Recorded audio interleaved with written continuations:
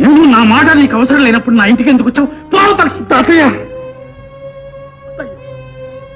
నీ తాతయ్య ఏనాడు చనిపోయాడరా?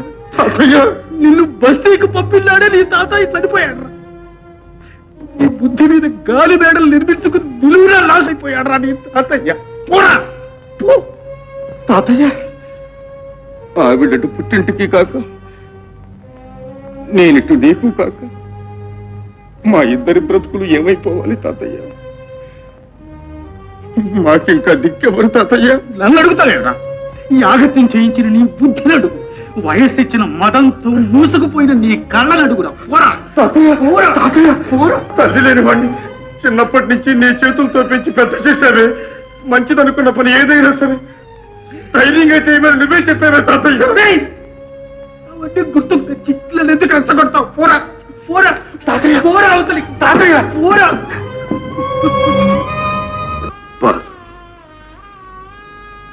అలాగే కానీ ఎలా జరగాల్సి ఉంటే అలా జరుగుతుంది. తాతయ్య నా దగ్గరికి తీస్తాడనుకున్నాను, కానీ ముఖమైనా చూడకపోయాడు. పెద్దవాళ్ళు ఏమన్నా మన మీద ప్రేమ కొద్దే కదా. కోపం మనల్ని దూరం చేసింది. ఆ కోపం తగ్గగానే మళ్ళా మనల్ని దగ్గర. ఏరా, స్వతంత్రించి పెళ్లి చేసుకున్నాం, స్వతంత్రంగా బ్రతకచ్చనే గర్వంతో మర్యాద మన్నలల్ని మర్చిపోయారట్రా? కొత్త దంపతులు పెద్దవాళ్లకు నమస్కారం చేయక్కర్లే? అమ్మాయి బస్తీ పిల్ల ఏం తెలియదు, నీకు బుద్ధి జ్ఞానం ఉండక్కర్లేదా? తాతయ్య,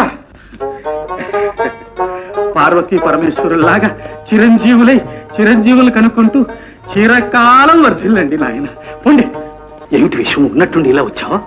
ఏం లేదు మావయ్య, ఒకసారి చూసిపోదామని వచ్చాను. మన బడవాగాడి ఎంత పని చేశాడు చూసావా? తెలుసు మావయ్య. పట్టాభిరామయ్య ఇష్టం వచ్చినట్లు మాట్లాడాడు.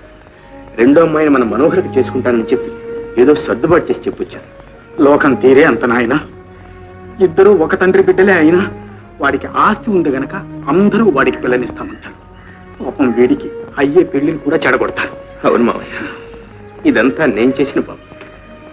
శంకరం నా కొడుకేనని చెప్పగలిగితే, ఒక్క మాట చెప్పగలిగితే ఇలా జరిగేదా? వాడు వాడి భార్య ఇలా అవమానాల పాలయ్యేవాళ్ళు. ఆ పసి మనసులు ఎంత బాధపడ్డాయో ఏం చేయగలను? నేను బ్రతికుండి నా బిడ్డకు చచ్చిన వాడిని.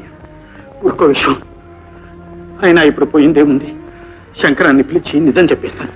వద్దు మావయ్య, నేను ఈ స్థితిలో వాడి ముఖం చూడలేదు.